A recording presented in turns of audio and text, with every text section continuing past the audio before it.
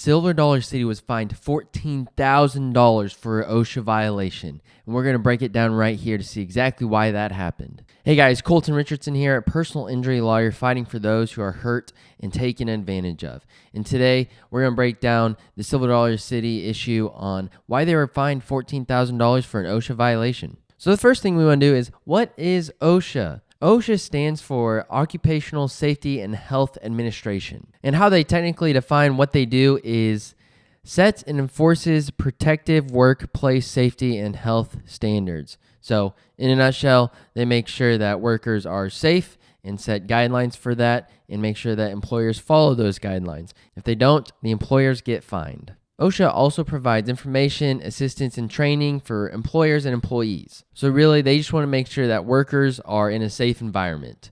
And one of the things that they say that they do is to assure safe and healthful working conditions for working men and women. And this is from the Occupational Safety Health Act of 1970. By authorizing enforcement of the standards developed under this act. By assisting and encouraging the states in their efforts to assure safe and healthful working conditions by providing for research, information, education, and training in the field of occupational safety and health. So that is what OSHA is here to do. They are here to make sure that employers provide employees safe working conditions. And when they don't, they get fined. So what happened at Silver Dollar City that caused them to get fined $14,000? Let's take a look right here.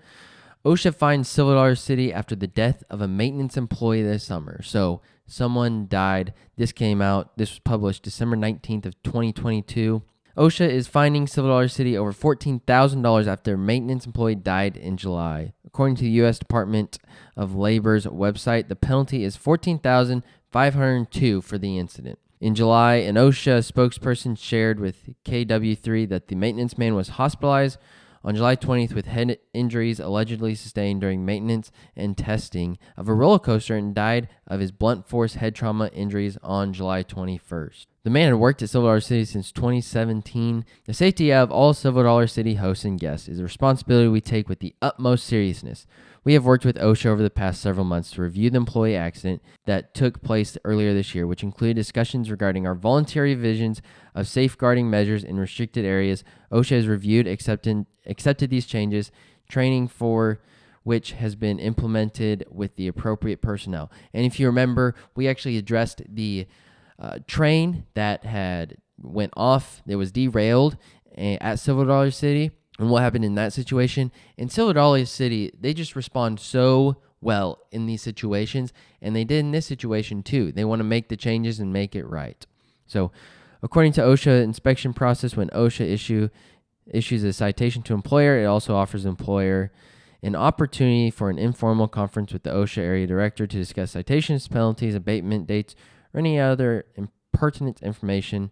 The agency and employer may work out a settlement agreement to resolve the matter and to eliminate the hazard. So the reason that they were fined was a incident with the roller coaster when they were testing it, and it hit one of the employees and unfortunately killed them. So what measures did they not have in place, and what measures were they putting in place? One of the things I'd like to address is, when can this be used in a civil case? So this is just a regulatory matter, but when can this information be used in a civil case? And so I did some research, and the majority of courts allow evidence of OSHA violations into those civil cases for tort. So if, depending on the worker comp laws in Missouri, he might be able to sue Silver Dollar City, and evidence of the OSHA violation would be admissible into that civil case. Going on that, some courts have allowed evidence of the violation as some evidence of negligence, while others have held that an OSHA violation constitutes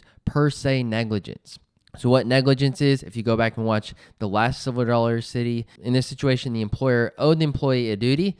That employer breached that duty, and unfortunately, it causes injuries. Those are the last two elements, if you say. But for per se, there are certain regulations or laws in place to protect a certain class of individuals.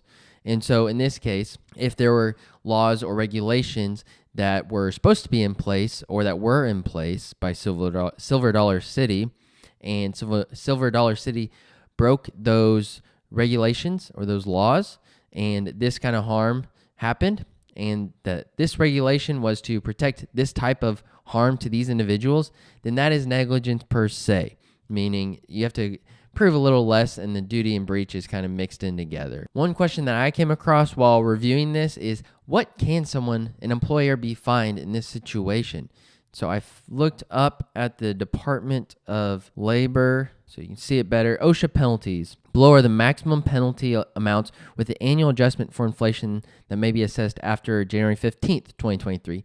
So this event with Silver Dollar City happened almost a year ago, July 2022. So these are not the amounts that, or the penalty amounts that they would be using for that violation, but type of violation in the penalty: serious, other than serious, posting requirements. $15,625 per violation. Failure to abate, $15,625 per day. And willful or repeated, $156,259 per violation. So hopefully it wasn't a repeated one. It doesn't seem like this was a repeated. Obviously, we just discussed it.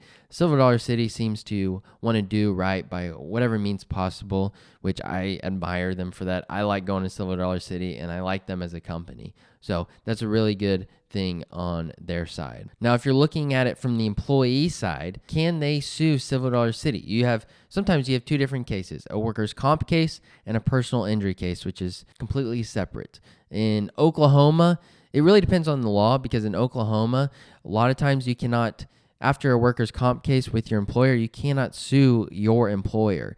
If there's wrongdoing by another company or another individual, you can sue them separately, but usually, there are some exceptions, but usually in Oklahoma, you cannot sue your employer after your workers' comp case or during your workers' comp case. So let me know in the comments if you think Silver Dollar City has done the right thing, if they have acted appropriately, and what you like about Silver Dollar City. I really enjoy their rides, and if you want to see the video about the train derailment, check it out right here. See you next time.